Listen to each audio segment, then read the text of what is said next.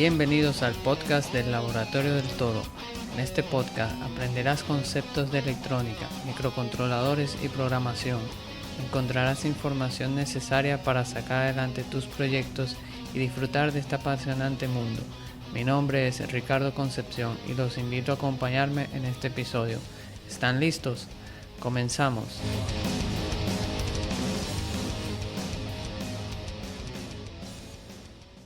Bienvenidos al episodio número 19 del podcast El Laboratorio del Toro. Hoy vamos a hablar de potencia y energía eléctrica. Conocerás cómo saber la potencia de un equipo y te enseñaré a calcular la energía y el costo que representaría ese consumo.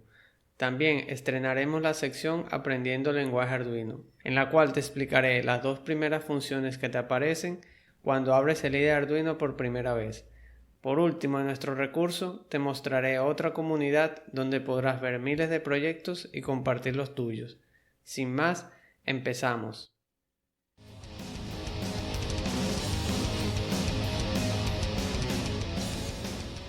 Día a día usamos dispositivos eléctricos o electrónicos en nuestra vida diaria.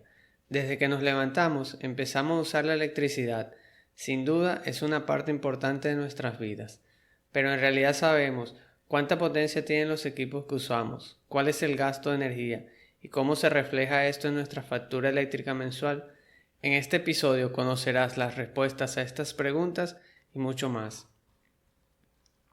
Primero vamos a definir qué es potencia. Potencia es la cantidad de trabajo que puede hacer un elemento en una unidad de tiempo. La potencia no es solo una medición eléctrica, también se usa en el campo de la mecánica, por ejemplo, para medir la potencia de los motores. Seguramente has escuchado hablar a personas que algunos vehículos tienen X cantidad de caballos de fuerza. En ese caso están hablando de potencia mecánica. La unidad de medida de la potencia es el watt o vatio en español y tiene ese nombre en honor al ingeniero James Watt. Para el caso de la potencia mecánica se usa el HP, horsepower en inglés, o caballo de fuerza en español. Se puede realizar una conversión de HP a vatios en caso de que sea necesario. Un HP equivale a 745,7 vatios. En electricidad relacionamos la potencia con el consumo de energía de un dispositivo. Mientras más vatios tenga un equipo, más consumirá. Un ejemplo sencillo son los bombillos. Mientras más vatios ofrecen, más iluminará, pero también consumirá más energía. Vamos a hablar sobre la energía. La energía es la capacidad para hacer un trabajo. Para nuestro caso, que es el de la energía eléctrica, esta se refiere a la potencia consumida o suministrada por un elemento durante un periodo de tiempo. La energía eléctrica se mide en vatios hora. Muchas veces se manejan grandes cantidades cuando hablamos de energía o potencia. Por eso es común escuchar hablar de kilovatios, kilovatios hora. Cuando la unidad tiene el prefijo kilo, indica que está midiendo en unidades de 1000. Por ejemplo, 1000 vatios serían igual a 1 kilovatio. Otro prefijo que es posible que escuches es mega. Este se refiere a 1.000.000. Por ejemplo, 1.000.000 de vatios sería igual a 1 megavatio. Si escuchaste el podcast sobre las generadoras, te recordarás que los valores de generación se expresaban en megavatios. Te dejo en las notas del programa, te dejo el enlace al artículo y al audio donde hablamos sobre las generadoras. El cálculo de potencia eléctrica varía dependiendo del tipo de corriente que use el dispositivo. A continuación voy a comentar ambos casos. Vamos a hablar sobre la potencia en corriente continua. En el episodio anterior del voltaje continuo hablamos que este voltaje no cambia en el tiempo, como lo hace el voltaje alterno, por lo cual es más sencillo calcular la potencia en este caso. La potencia en corriente continua se calcula multiplicando la corriente que circula por el elemento por el voltaje en este elemento. La fórmula quedaría P igual a V por I. Por ejemplo, si conocemos que un dispositivo está alimentado con 5 voltios y tiene un consumo de 1 amperio, podemos decir que la potencia de este equipo es de 5 vatios. Si ese mismo equipo consume 0,5 amperio o medio amperio, la potencia sería 2,5 vatios. Ahora vamos a hablar de la potencia en corriente alterna. Para calcular la potencia en corriente alterna se deben tomar en cuenta dos cosas. La primera es el tipo de sistema, si el sistema es monofásico o trifásico. Esto no lo vamos a tratar en este episodio, pero debes tener presente que la forma de calcular la potencia cambia dependiendo del sistema. Nosotros en este episodio nos vamos a referir solo al sistema monofásico, que es el usado mayormente a nivel residencial. Lo otro que debemos considerar es el factor de potencia. Este es otro concepto que no está en el alcance de este episodio, pero al igual debes tenerlo en consideración al momento de hacer el cálculo de la potencia en corriente alterna. Como dije previamente, este episodio está orientado a nivel residencial, por lo cual vamos a suponer que el factor de potencia es igual a 1.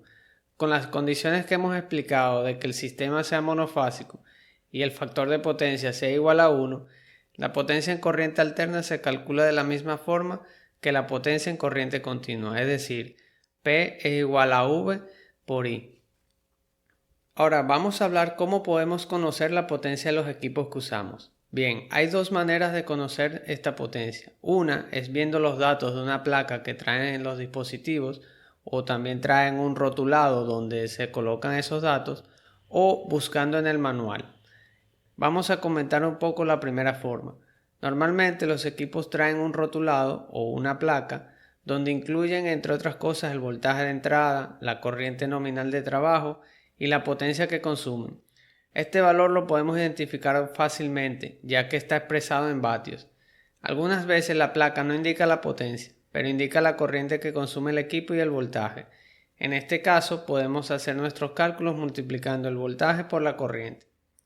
En caso de que el equipo no tenga una indicación de los valores de voltaje, corriente o potencia, debemos realizar los cálculos nosotros mismos midiendo estos parámetros. Podemos medir el voltaje que usa el equipo y la corriente que consume usando un multímetro y calcular la potencia en ese momento. Esta medida puede ser errónea, ya que el equipo puede utilizar más potencia de la que se midió en ese momento. Por ejemplo, si tenemos un equipo de sonido, el consumo varía dependiendo del volumen al cual se encuentre. Ahora vamos a hablar cómo podemos saber si un equipo recibe o entrega energía. La mayoría de los dispositivos que usamos consumen energía, pero para que ellos puedan consumir esa energía, esta debe salir de alguna parte. Recuerda que la ley de conservación de energía dice que la energía no se crea ni se destruye, solo se transforma. Existen equipos como las fuentes de alimentación o los generadores que entregan energía a otros dispositivos. Las generadoras de voltaje que hablamos en uno de los episodios anteriores sobre el voltaje alterno se encargan de producir la energía que consumimos diariamente. En un circuito eléctrico o electrónico siempre hay un elemento que es el encargado de aportar la energía. Estos normalmente son la batería o una fuente de alimentación, mientras que el resto de componentes como resistencias, diodos LED, motores, etc., consumen la energía proporcionada por la fuente. Al final, en un circuito, se debe cumplir que la energía que se consume debe ser igual a la energía que se entrega.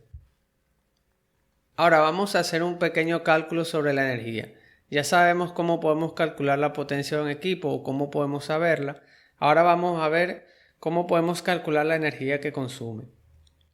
Como mencionamos anteriormente, la energía es la potencia que utiliza un equipo o dispositivo por unidad de tiempo.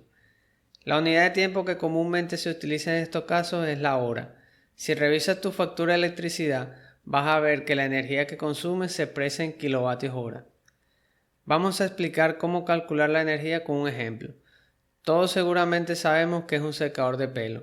Estos equipos tienen un consumo elevado de energía. Un secador de pelo puede consumir entre 1500 y 2000 vatios, dependiendo del modelo. Vamos a suponer para nuestro ejemplo que consume 1500 vatios. Ahora imaginemos que ese secador es usado durante una hora. Entonces tendríamos 1500 vatios en una hora. Si convertimos eso a kilovatios sería 1.5 kilovatios hora. Ahora, si ese mismo secador es usado a lo largo de un mes 4 veces por un periodo de una hora cada vez, tendríamos entonces 1500 por 4 horas, lo cual sería 6000 vatios hora o 6 kilovatios hora. Si queremos saber cuánto sería el gasto económico de ese consumo, tendríamos que buscar el costo por kilovatio hora en nuestro país. En República Dominicana el costo por kilovatio hora es de 4.44 pesos. Esto es para el sector residencial en los primeros 200 kilovatios hora. Esto lo explicaré más adelante. Ya tenemos el valor en kilovatios hora. Ahora solo multiplicamos estos kilovatios hora por el precio de cada kilovatio y eso nos da al final 26,64 pesos. Vamos a hablar un poco sobre las tarifas eléctricas. Las tarifas eléctricas varían dependiendo si la energía es entregada a un comercio o a una residencia. También varían dependiendo del consumo. Normalmente el costo del kilovatio hora aumenta a medida que consumimos más energía. Por ejemplo, en República Dominicana el nombre de la tarifa residencial es BTS 1, que significa baja tensión simple, el BTS. Y los bloques de consumo van de 0 a 200 kWh a 4.44 pesos, como ya lo mencionamos. Luego de otro bloque de 201 kW a 301 kW, ese cuesta 6,97 pesos. De 301 a 700 kWh a 10,86 pesos. Y el último bloque, que es mayor a 701 kWh, a un costo de 11,1 pesos. Debes verificar en tu país el tamaño de los bloques de energía y su costo. Vamos a explicar cómo funciona esto de los bloques de energía con un simple ejemplo. Supongamos que tú consumes 250 kilovatios. Los primeros 200 kilovatios los pagas a 4,44 pesos y los 50 kilovatios restantes los pagas al precio del siguiente bloque, que serían 6,97 pesos. Ese desglose seguramente lo tienes expresado en tu factura de electricidad. Cuando puedas, revísala y escríbeme un comentario si tienes alguna duda.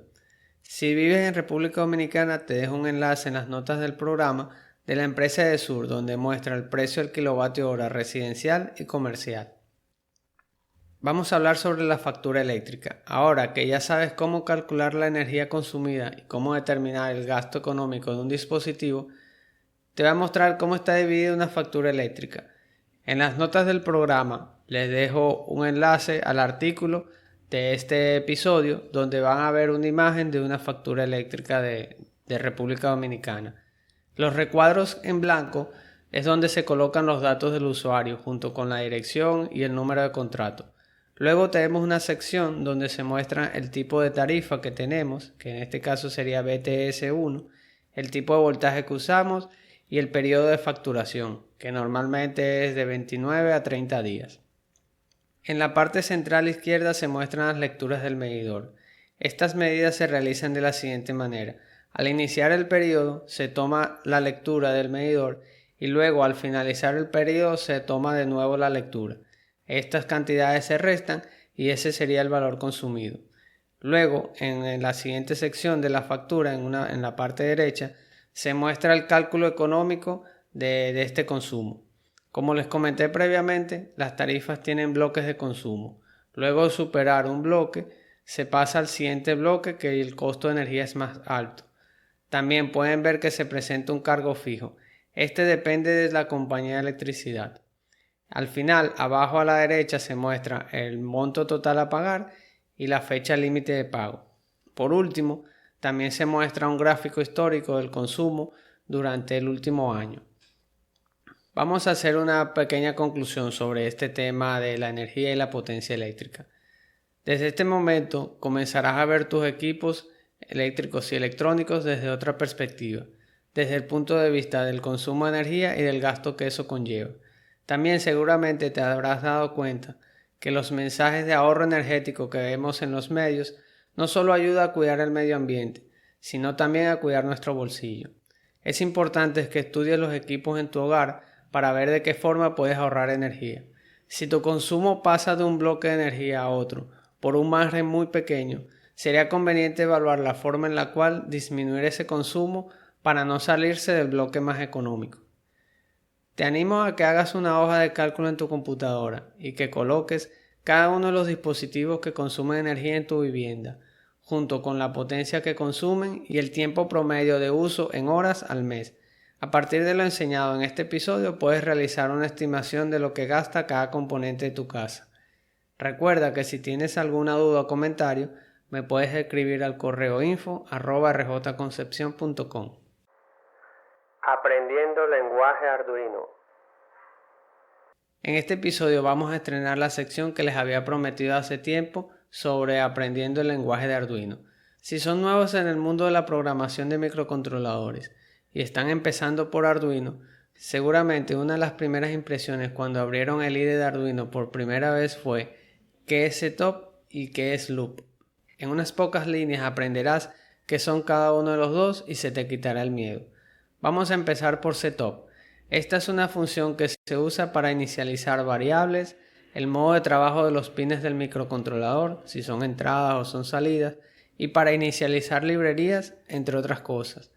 Algo a tener en cuenta es que como el programa se ejecuta de forma secuencial, solo se van a ejecutar las instrucciones que se encuentran dentro de la función setup una sola vez. Luego en el nombre setup aparecen dos llaves. Las instrucciones que se encuentran dentro de esas dos llaves pertenecen a la función setup. Recuerda que solo se ejecutan una sola vez al momento de encender el Arduino. Solo se ejecutaría nuevamente si la tarjeta es reiniciada. La otra función que vamos a hablar es loop. La palabra en inglés loop se puede traducir en este caso como trayectoria circular y nos indica que las instrucciones que se encuentran entre las llaves se van a ejecutar una y otra vez mientras el microcontrolador esté energizado. Espero que con esta explicación ya sepas qué son esas dos funciones que te aparecen al abrir tu IDE de Arduino. Recuerda que si tienes algún comentario me puedes escribir al correo de info@rjconcepcion.com.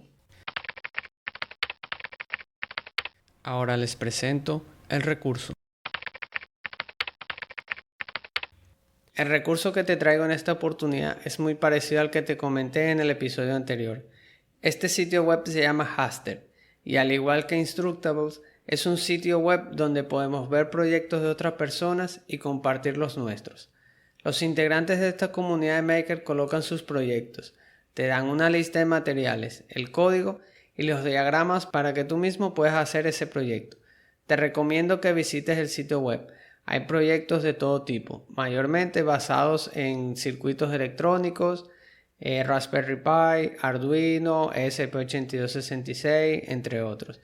Hay muchos proyectos interesantes. Los invito a que visiten ese sitio web. Y hasta aquí este podcast del Laboratorio del Toro. Puedes consultar las notas de este episodio en mi sitio web www.rjconcepcion.com en la pestaña podcast. Muchas gracias por acompañarme y nos vemos en el próximo episodio.